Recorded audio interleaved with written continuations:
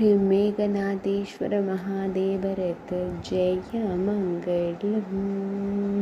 84 சிவலிங்கங்களில் 23ஆம் சிவலிங்கமாய் திகழ்வதற்கு சுபமங்களம். மேகநாதன் வழிபட்ட ஈசனாருக்கு ஜெய மங்களம். ராவணன் மைந்தன் மேகநாதன் வழிபட்ட ஈசனாருக்கு சுபமங்களம். மகா காலவனத்தில் ஆலயம் கொண்டு அருள்வதற்கு ஜெய மங்களம்.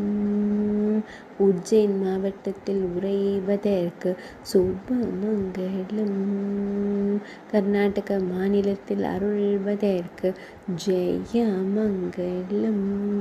சிம்ஹஸ்த மேளா பண்டிகை நாயகருக்கு சுபமங்களம்.